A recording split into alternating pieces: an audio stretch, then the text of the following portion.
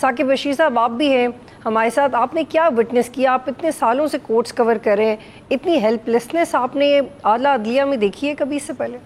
بالکل بھی ایسا جو وہ نہیں دیکھا گیا۔ آپ نے ٹھیک کہا کہ ایک نئی تاریخ بظاہر جو ہے وہ رقم ہو رہی ہے کہ 5 سٹنگ جج وہ اپنے آپ کو اپنے لیے انصاف کے حصول کے لیے وہ سپریم کورٹ کا دروازہ ان کو کھٹکھٹانا پڑا ہے۔ وہ منصف جو خود صبح سے شام تک جو ہے وہ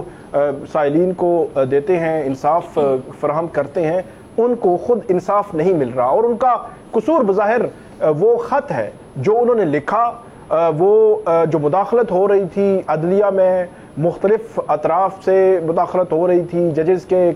جو بیڈ روم ہے وہاں پہ کیمرے لگ رہے تھے، تو سارا کچھ اس کا ایک تناظر ہے۔ تو آج جو درخواستیں دائر ہوئی ہیں اس درخواستوں میں ایک تو چیف جسٹس سرفراز ڈوگر انہوں نے جو فیصلہ دیا ہے، یہ آپ حیران ہو جائیں گے کہ اس فیصلے کو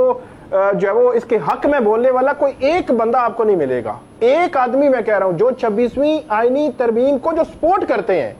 وہ وکلا بھی اور ماہرین قانون بھی وہ بھی اس کو سپورٹ نہیں کریں گے کہ اتنا بڑے لیول پہ ایک غیر آئینی اور غیر قانونی فیصلہ جو ہے وہ دیا گیا ہے کہ آپ بیٹھے اور آپ نے بیٹھ کر اپنے سٹنگ جج کو کہا بھائی آپ کا بوریا بسلا تو ہم نے گول کر دیا، آپ کام نہیں کر سکتے، آپ جناب میرے خلاف کیونکہ کمپلینٹ آ گئی ہے ہراسمنٹ کی تو کمیٹی تبدیل۔